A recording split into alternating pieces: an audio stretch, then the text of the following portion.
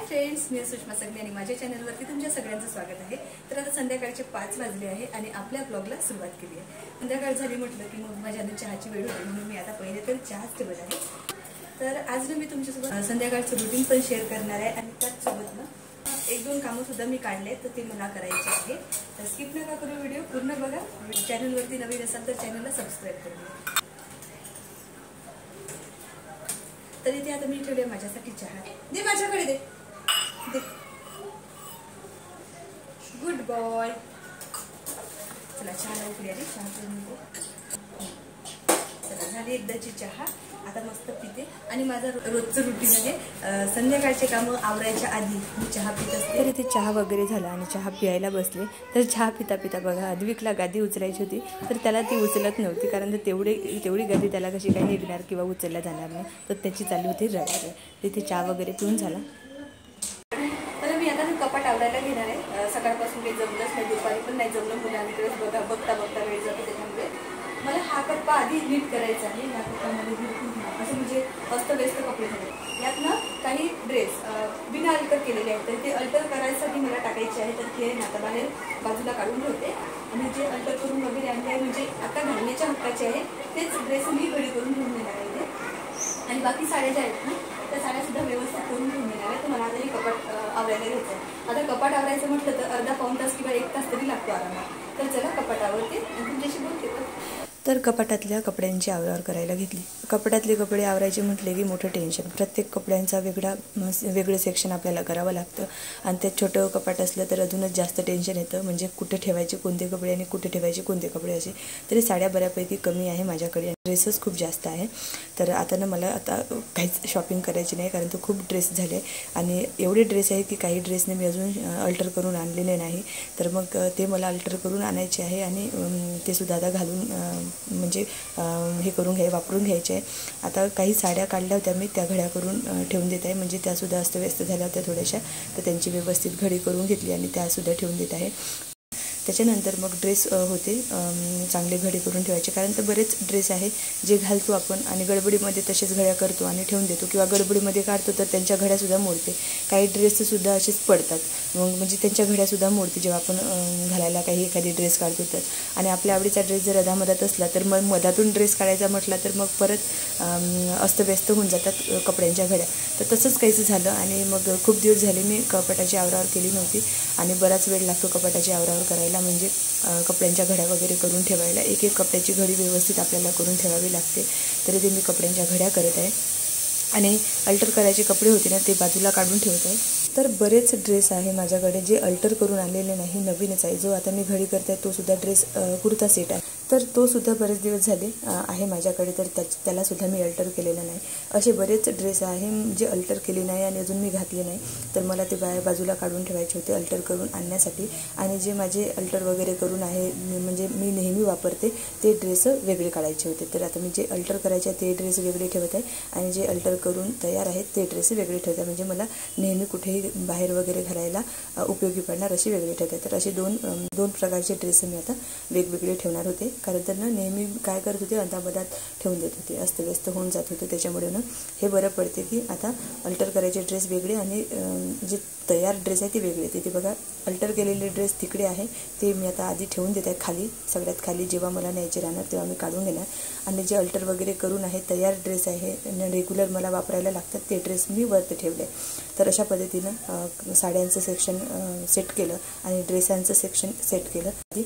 आणि ते माझ्या बॅगा आहेत, काही जास्त नाही आहेत, 1-2च आहे, आणि काही मेकअपचं सामानची किट आहे आणि काही अजून सामान होतं ते व्यवस्थित लावून दिलं।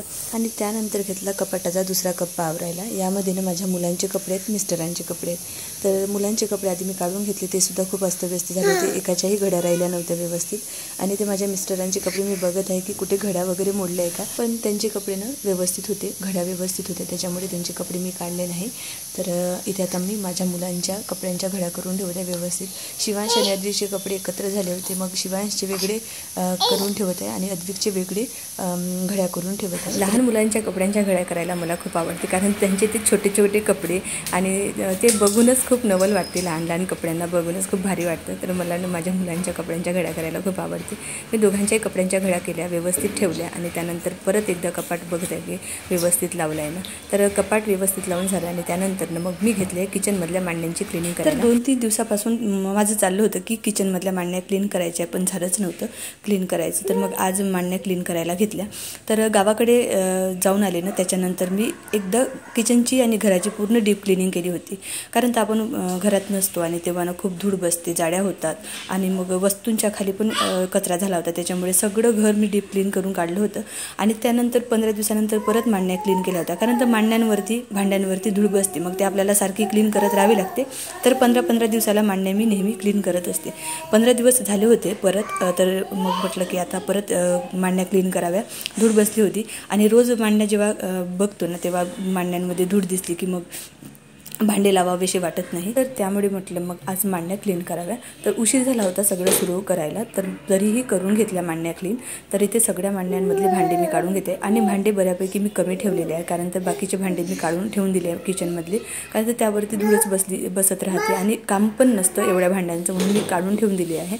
आणि त्यामुळे मला मांड्या 15 दिवसाला क्लीन करायला बऱ्या पडतात, जास्त भांडे नसल्यामुळे. तर मी 15 दिवसाची क्लिनिंग करत आहे, पूर्ण घराची किंवा किचनची डीप क्लिनिंग करत नाही आहे. आणि नेहमी मी सारखी क्लिनिंग करत असते, त्याच्यामुळे ना डीप क्लिनिंग करायची गरज नाही पडत.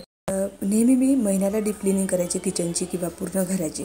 तर मी आता ना महिन्याच्या ऐवजी ना 2 महिन्याला 3 महिन्याला डीप क्लिनिंग करते, कारण मी हप्त्याला 15 दिवसाला ना क्लिनिंग कुठून ना कुठून घरात करतच असते. म्हणजे वस्तू सरकवून झाडझूड करू दे, जाड्या काढणं असू दे किंवा मग म्हणजे कुठली धूळ साफ करणं असू दे किंवा मग हेच मांडण्या वगैरे मी 15 दिवसाला साफ करत असते. त्याच्यामुळे ना आता डीप क्लिनिंग महिन्याला करायचं सोडून दिलं मी. 2 महिन्याला 3 महिन्याला असं डीप क्लिनिंग वगैरे आता करते पूर्ण घराची. तर मग जिथे खराब दिसलं, जिथून आपल्याला क्लिनिंग करावीशी वाटली, तिथून मी आता क्लिनिंग करायला सुरुवात करते.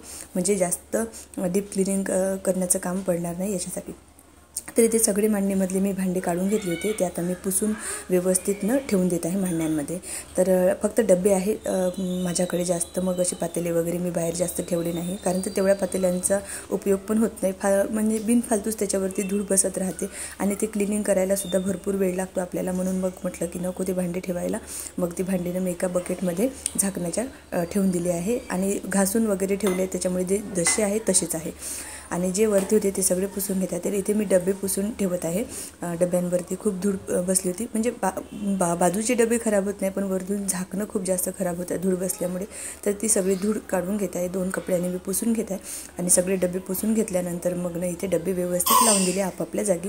आणि त्यानंतर पातेलेसुद्धा लावून दिले. जास्त पातेले नव्हते, थोडेसे पातेले होते. काही पातेले भांड्यांमध्ये घासायला होते, कारण तर संध्याकाळची भांडी वगैरे घासायची बाकी होती, त्यात होते. तर भांडी वगैरे लावून झाली आणि त्यानंतर इथे झाडू मारून घेत आहे घराला. आधी किचनमधून झाडू मारून घेत आहे. मांडणी वगैरे चांगली सरकवून घेतली, मांडणीच्या मागून खालून वगैरे सगळं झाडून घेतलं. त्यानंतर किचन झाडून घेतलं. किचन झाडून झाल्यानंतर मग हॉलमध्ये झाडत आले. हॉलमध्ये बेड वगैरे चांगला झटकला. मुलं आता दिवसभर खेळतात, त्यावरती बसून बिस्किट वगैरे काही पण खातात, मग त्याचा कचरा वगैरे बेडवरती पडलेला असतो, तो चांगला झटकून घेतला. आणि त्यानंतर हॉलसुद्धा झाडून घेतला. हॉल झाडून घेतल्यानंतर हॉलमधलं सामान व्यवस्थित लावून दिलं. त्यानंतर गॅलरीमध्ये जाऊन गॅलरीमध्ये जी गादी होती ती पडली होती, तर ती व्यवस्थित वरती दरवाजाच्या मागे लावून दिली. आणि त्यानंतर गॅलरीसुद्धा झाडून घेतली. गॅलरीमध्ये आता बऱ्यापैकी कमी धूळ येते, कारण त्याचा पाऊस सुरू झाला, तर पाऊस आला की मग धूळ कमी उडते, म्हणून मग गॅलरीमध्ये जास्त धूळ नव्हती आज. आणि गॅलरी वगैरे झाडून झाल्यानंतर मग किचनमध्ये आले. किचनमध्ये बघा इथे मी गॅस क्लीन करून घेत आहे. आणि स्वयंपाक करायच्या आधीनं रोज संध्याकाळी मी हे करतच असते. आणि त्यानंतर होती भांडी जाळीमध्ये घासून ठेवली होती, ती लावायची होती, थोडीशी होती, तर ती मी आधीनं जाळीमधली भांडी मांडण्यांमध्ये लावून देते. मांडण्या क्लीन केल्यानंतर इतकं मस्त वाटत होतं की आता भांडी मला लावायलासुद्धा काही वाटत नव्हतं का. आणि मांडण्या क्लीन केल्याच्या नंतर मग जाळीमधली सगळी भांडी लावून दिली. बेसिंगमध्ये थोडीशी भांडी पडली होती चहाची, दुपारच्या जेवणाची, तर ती घासायची बाकी होती. तर त्यातलं शितारं खरकटं काढून घेतलं आणि एका पिशवीमध्ये भरून ठेवलं. त्यानंतर बेसिंग घासून घेतलं, नळंसुद्धा घासून घेतले, कारण तर नळांवरती मला थोडेसे डाग दिसत होते पाण्याचे, ते घासून घेतले. आणि त्यानंतर मग भांडी घासायला घेतली. भांडी घासून झाली आणि ते धुवून घेतल्यानंतर मग ना परत जाळीमध्ये भांडी ठेवून देत आहे, कारण तर मी जेव्हा भांडी घासून धुवून ठेवते ना, थोडीशी भांडी असली की मग ते गॅस ओट्यावरतीच ठेवते, तर मग गॅस ओट्यावरती पाणी नितळून जातं. आणि त्यानंतर मग ना जाळीमध्ये पूर्ण भांडी ठेवून देते. तर भांडी घासून झाल्यानंतर परत गॅस ओट्यावरती पाणी पडलं, ते पुसून घेतलं. आणि त्यानंतर स्वयंपाकाला सुरुवात केली. तर आता संध्याकाळच्या स्वयंपाकामध्ये करणार होते मस्त डाळ पालकची भाजी व भात आणि चपात्या आणि थोडासा ठेचा करणार होते मिरचीचा. तर पालक चांगली धुवून घेतली, 2 पाण्याने धुवून घेतली. आधी एकदा धुतली होती, त्यानंतर दुसऱ्यांदा आता धुत आहे आणि आता कुकरमध्ये मला लावायची होती. तर पालक धुवून झाल्यानंतर पालकनं लगेच चिरून घेतली. डाळ आणि तांदूळ मी आधीच धुवून घेतले होते. त्यानंतर धुतलेली पालक जेने ती मी कट करत आहे, कट करून डाळीमध्ये टाकून देत आहे. पालक चिरून झाली आणि फक्त आता जे तांदूळ धुवून ठेवले होते त्यामध्ये मीठ टाकून दिलं, हलवून घेतलं चम्मचने आणि मग कुकरमध्ये सरळ डब्बे ठेवून देत आहे. डाळ पालक आणि भाताचं कुकर शिजायला ठेवून दिलं आणि त्यानंतर मग आता परत कुकर लावून दिलं आणि त्यानंतर परत थोडं गॅस ओटा पुसून घेतला.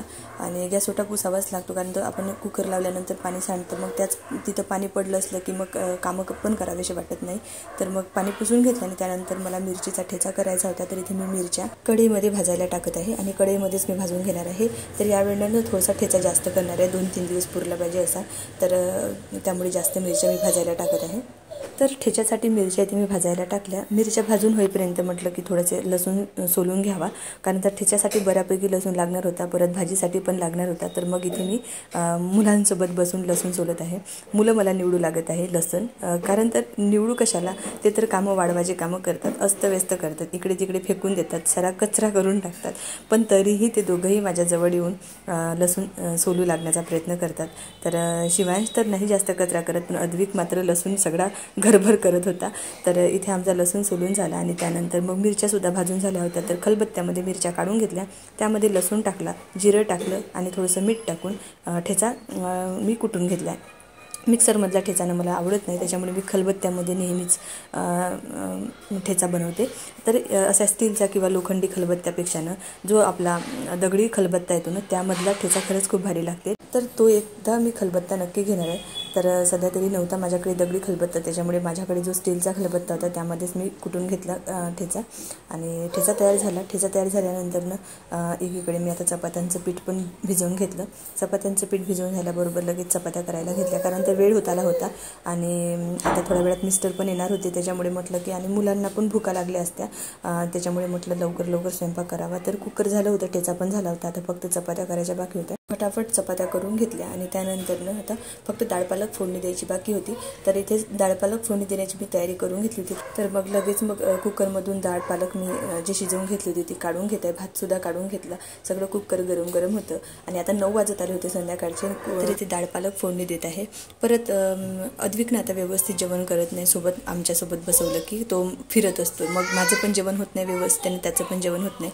म्हणून मग मिस्टर यायच्या आधीनं सगळा स्वयंपाक तयार झाला पाहिजे आणि त्याला खाऊ पण घालून झालं पाहिजे, म्हणजे आम्ही जेवण करायला बसलो की मग तो कितीही फिरला तरी काही गोंधळ होत नाही. म्हणून मी काय करते, स्वयंपाक झाल्याबरोबर अद्विकला पहिले खाऊ घालते आणि त्यानंतर मग आम्ही सगळे जेवण करायला बसतो.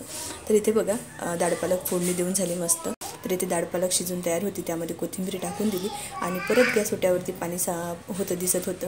तर मग ते पुसून घेतलं आणि आम्ही लगेच मग जेवण करायला बसलो. तर इथे बघा मिस्टर, शिवांश, मी आणि अद्विक आम्ही सगळे जेवण करायला बसलो. अद्विकला मी मिस्टर यायच्या पहिलेच जेवण चालून दिलं होतं, त्याच्यामुळे आता तो किती फिरला आणि जेवण केलं नसतं तरी चाललं असतं. जेवण करून झालं आणि त्यानंतर गॅस परत आवरून घेतला. हे रोज संध्याकाळची आपली आवरावर असते किचनमधली आणि त्यामुळे काय होते, जर किचन वगैरे चांगलं क्लीन करून ठेवलं ना तर मग झुरडं वगैरे होत नाही. गॅस पुसून घेतल्यानंतर भांड्यांमधलं परत शिदारं खरकटं काढून घेतलं आणि भांडीने व्यवस्थित बेसिनमध्ये ठेवून दिली. तर असं होतं आजचं माझं नॉनस्टॉप रुटीन. तुम्हाला हा व्हिडिओ कसा वाटला सांगा कमेंटमध्ये. चांगला वाटला असेल तर लाईक करा, शेअर करा आणि चॅनलला सबस्क्राईब केलं नसेल तर चॅनलला सबस्क्राईब करून द्या. भेटू आपण नवीन व्हिडिओमध्ये, तोपर्यंत बाय.